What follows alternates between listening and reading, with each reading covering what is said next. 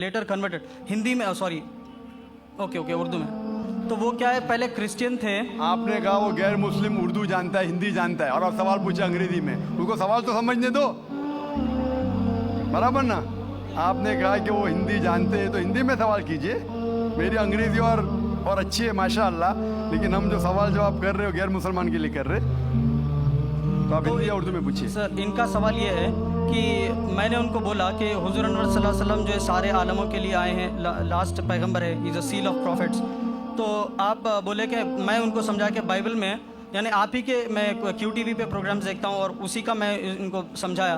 तो वो मेरे को पूछ रहे थे कि ऐसा बाइबल में किधर है कि जीसस क्राइस्ट सिर्फ क्रिश्चियंस के लिए आए, वो पूरे आलम के लिए नहीं है, जबकि पूरे दुनिया में क्रिश्चियंस है। तो सिर्फ Christians everywhere in the world. भाई साहब का सवाल है कि मैंने कहा कि जितने पैगंबर मोहम्मद सल्लल्लाहु अलैहि वसल्लम के पहले आए वो सिर्फ अपने कौम के लिए आए और सारा पैगाम महदूद था एक वक्त के लिए।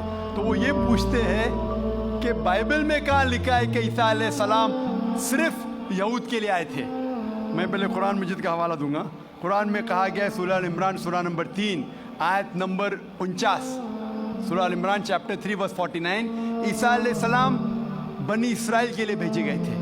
ये लिखा है कुरान मजीद में सूरह सफ में भी, सूरह नंबर 61 आयत नंबर 6 में कि ईसा अलैहिस्सलाम बनी इसराइल के लिए आए थे। लेकिन मैं जानता हूँ कि आप ईसाई है, कुरान मजीद में शायद नहीं माने, नो प्रॉब्लम। अगर आप बाइबल पढ़ेंगे, बाइबल में लिखा है gospel of Matthew chapter number 10 verse number 5 और 6 में ईसा अलैहिस्सलाम कहते हैं अपने अपोस्टल से, go ye not into the way of the Gentiles.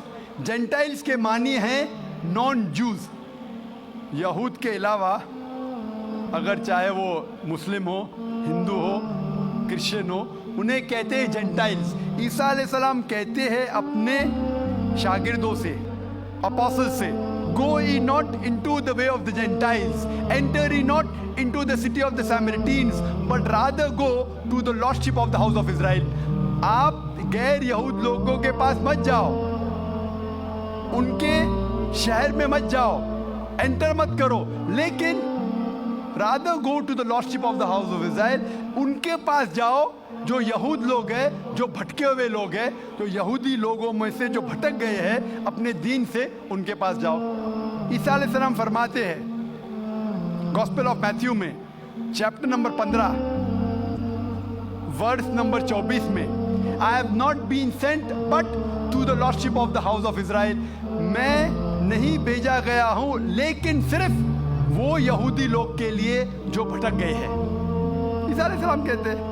तो बाइबल में लिखा हुआ है कि ईसा अलैहिस्सलाम सिर्फ यहूदी के लिए आए थे, क्योंकि ईसा अलैहिस्सलाम भी यहूदी थे, खुद भी यहूद के लिए आए थे, यहूदी लोगों के लिए आए थे, और कहा अपने साथियों से भी कि आप सिर्फ यहूदी के पास जाओ। Hope the answers question. अगला सवाल सामने वाले माइक से किया जाए। नमस्कार साहब, जाकिर साहब, मैंने आपका प्रोग्राम बहुत बार टीवी पे देखा था। मेरा नाम गोविंद तिवारी है, मैं कॉलेज में प्रोफेसर हूँ। मैं जिस एरिया में रहता हूँ उस एरिया के आसपास कई मुस्लिम ऑर्गेनाइजेशन अपने स्कूल चलाते हैं, और उस स्कूल में स्टार्टिंग में जब प्रेयर होता है वहाँ पर न ही वंदे मातरम गाया जाता है। जब मैंने उनके प्रिंसिपल से पूछा कि आप ऐसा क्यों करते हो, आप वंदे मातरम भी नहीं गाते हो स्कूल में, तो कहते हैं वंदे मातरम में हिंदू है, और उनकी स्कूल में, कई स्कूलों में हिंदी भाषा ही नहीं है, हिंदी ही नहीं पढ़ाया जाता है, और उनके कहते ना देशभक्ति की कुछ भी पढ़ाने के लिए वे कतराते हैं। देशभक्ति के लिए आपके मजहब में किस तरह से डिफाइन किया गया है, ये जरा मुझे बताएंगे। भाई साहब ने एक सवाल पूछा है कि वो कई बार मेरे प्रोग्राम सुनते हैं टेलीविज़न पे, और कहा है कि एक इलाका है जहाँ कई मुसलमान स्कूल है, लेकिन वहाँ वंदे मातरम नहीं पढ़ाया जाता है, हिंदी नहीं पढ़ाया जाता है, क्या सही है? और आपके मज़हब में, इस्लाम में देशभक्ति के बारे में क्या कहा गया है? पहला सवाल कि मुस्लिम स्कूल में वंदे मातरम क्यों नहीं कहा जाता। हमें ये देखना चाहिए कि कोई भी गाना या कोई भी चीज़ आप कहते हैं उसकी मानी क्या है। आप जब वंदे मातरम पढ़ते हैं उसकी मानी है कि हम सिजदा करते हैं इस देश जो हमारी माता है, ऐसे कहा जाता है, और हम इसकी पूजा करते हैं। ये हमारे लिए शिर्क है, शिर्क है इस्लाम में, और गलत है हिंदुइज्म में भी।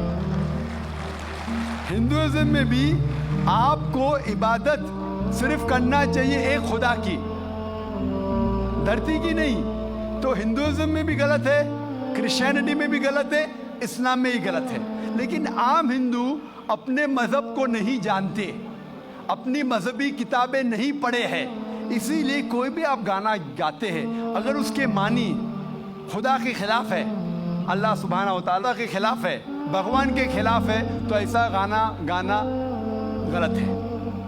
आपने मुझे शुरुआत में नमस्ते कहा। नमस्ते, नमस्ते के क्या मानी है भाई साहब, आप बोल सकते हैं? नहीं पता क्या मानी है? माइक्रोफोन ऑन कीजिए जरा भाई साहब का। नमस्ते मतलब मैं सर झुका के मैं आपको नमन करता हूँ। हाँ, सर झुका के आप मुझे नमन करता हूँ। नमन करता हूँ, सर झुका के। सर झुका के मुझे नमन करना शिर्क है, हराम है, प्रोहिबिटेड है। आप मेरे सामने भी सर नहीं झुका सकते, चाहे आप मुझसे मोहब्बत करते हैं, चाहे आप मेरी इज्जत करते हैं, फिर भी आप मेरे सामने सर नहीं झुका सकते। सर झुकाना चाहिए तो सिर्फ खुदा के सामने, अल्लाह के सामने, और मैं खुदा नहीं हूं। आप जानते हैं, आप मेरी इज्जत कर सकते हैं, मेरी बात जो मैं कहता हूं उसके ऊपर अमल कर सकते हैं, लेकिन आप मेरे सामने सर नहीं झुका सकते। इसीलिए मैं जवाब में आपको कहूंगा अस्सलामु अलैकुम, आप पे सलामती हो, आप पे सलामती हो। आप समझे ना, मैं आपके सामने झुक नहीं सकता हूं। ये सिर झुकेगा तो सिर्फ अल्लाह के सामने, सिर्फ खुदा के सामने। तो आपने बड़प्पन में मुझे कहा, लेकिन अगर गलत चीज कहा तो मैं वापस से जवाब नहीं दे सकता हूं, क्योंकि मैं जानता हूं जो लोग नहीं जानते वो ऐसे हरकत कर सकते हैं। मिसाल के तौर पे, एक महीना पहले मैं जब बॉम्बे एयरपोर्ट पे था तो एक औरत, हिंदू खातून, मुझे पूछी कि आप डॉक्टर जाकिर नाइक है? Are you doctor Zakir Naik? मैंने कहा जी हाँ। ओ, मैं आपका रोज प्रोग्राम देखती हूँ, मैं दुबई से 25 साल के बाद मुंबई में आ रही हूँ, 25 साल के बाद हिंदुस्तान में आ रही हूँ। उसकी सिर पे टिका था, हिंदू औरत थी, बोलती मैं आपके प्रोग्राम देखती हूँ और बहुत अल्हम्दुलिल्लाह तारीफ करने लगी। सारी तारीफ अल्लाह की है, मैं कुछ भी नहीं हूँ। और फिर कहने लगी कि मैं तुम्हारे पैर छूना चाहती हूँ। मैंने कहा कि ये गलत है, शिर्क है।